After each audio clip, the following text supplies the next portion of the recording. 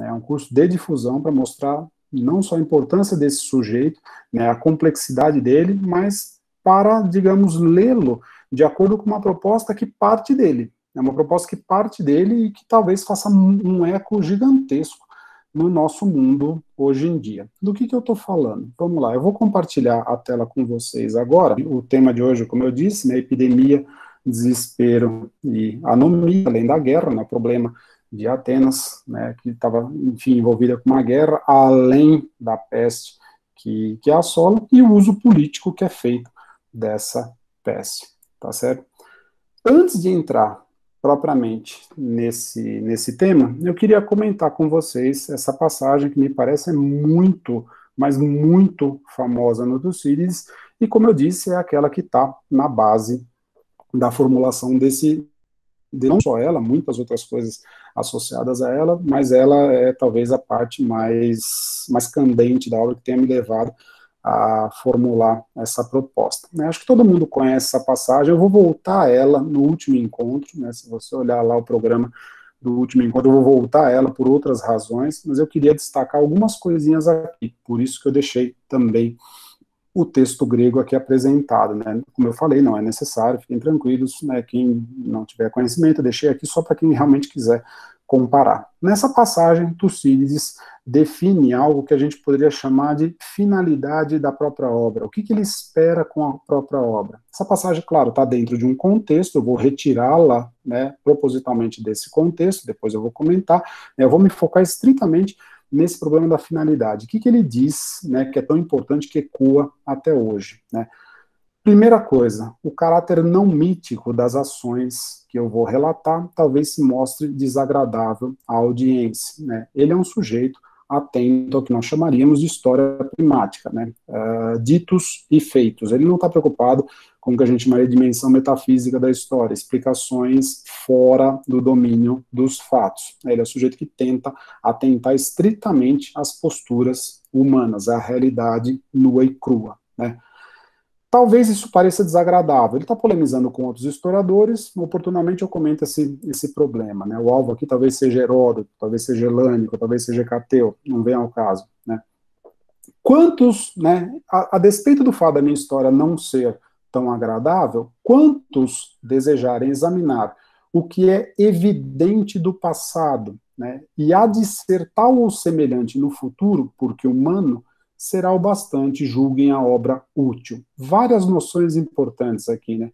O que é evidente do passado. Ele chama isso de tossa fés, né? Examinar o que é evidente, tossa fés scopem, literalmente, fazer o exame daquilo que é manifesto, daquilo que é claro, pensar com clareza. Eu diria que começa aqui, talvez, né, a passagem mais significativa para nós, né? Então, se dizer um sujeito que serve de alternativa, entre aspas, para qualquer contexto, né, pensando na proposta do Benjamin, que eu deixei no programa, porque ele é um sujeito que nos auxilia a pensar com clareza. Ele é conhecido, paradoxalmente, como um autor difícil, é talvez um dos autores mais complexos que nos tenha chegado da antiguidade, né, é um sujeito que escreve de uma maneira própria, né, ele tem um domínio da língua grega que se compara com poucos escritores. Para fazer uma comparação com o português, Guimarães Rosa seria o paralelo mais imediato. Ele é um sujeito que domina a tal ponto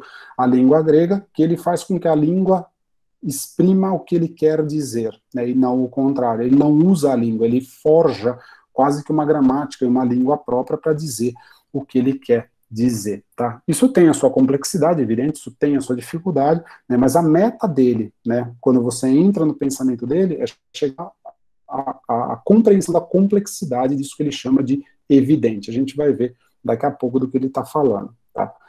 Algo que é evidente do passado e que há de ser tal ou semelhante no futuro, né, em função do que ele chama de toantrópina, do seu conteúdo humano, do seu conteúdo propriamente humano, né, porque nós somos humanos, né, nós podemos estabelecer pontes entre o passado, o presente e o futuro,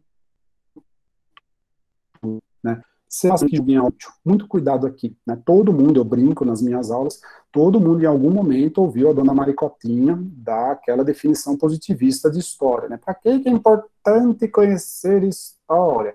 Para compreender o passado, iluminar o presente e aprimorar o futuro, com ligeiras variações, né, nessa formulação. Reparem que Tucídides, ele não diz necessariamente, ele pode deixar implícito, mas ele não diz necessariamente que a sua obra vai ter uma utilidade prática. Pode ficar implícito isso de alguma maneira, mas ele não diz explicitamente, olha, é uma utilidade prática, leia aqui e você vai se dar bem no seu próprio contexto.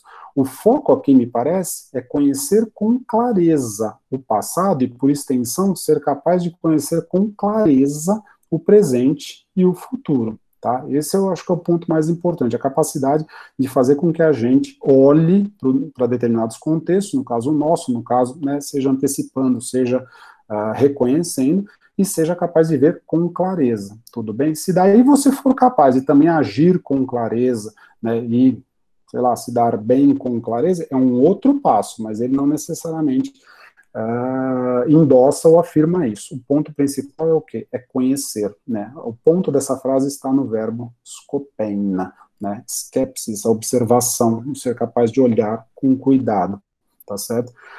Essa obra, diz ele, é uma aquisição para sempre, mais do que uma declamação para ser ouvida no momento. Ou seja, ele tem a consciência de que ele está escrevendo algo para todo sempre. Muito embora seja lá qual for esse todo sempre, não dá nunca para precisar, ele tem a pretensão, sim, né, de escrever algo válido para todo e qualquer contexto. Se isso é algo facilmente transportável do passado para hoje ou não, é um outro problema, eu não vou nem entrar nessa questão, né? Começa pelo próprio problema, a gente vai ver lá na frente, que esse zoantrope não vira muito rapidamente a natureza humana, né? E definir o que é natureza humana é algo que está mais para a metafísica do que propriamente para a história, né? Não tenhamos ilusões. O ponto é, Tucídides é o sujeito que formula, talvez pela primeira vez, essa possibilidade de humanamente ligar as pontas do tempo, né? Tanto o passado, o presente e o futuro, sem necessariamente pensar numa concepção linear nem cíclica do tempo. Ele está apenas postulando um antes, um agora e um depois, ligados pelo seu conteúdo humano. Ora, se ele postulou isso, e nós vivenciamos problemas que me parecem semelhantes não só pelos nomes que eles têm, mas também pelo desenrolar que eles assumem, bem, por que não usar essa proposta dele para também, né, pegar o seu texto como uma alternativa para pensar no nosso próprio contexto, nosso próprio mundo. Foi por isso, como eu tentei explicitar lá no programa, que eu formulei a proposta desse curso. E como eu disse, eu espero que eu seja capaz de demonstrar ainda aqui uma gotinha, ou pelo menos despertar em vocês o gosto por se aprofundar na leitura desse sujeito.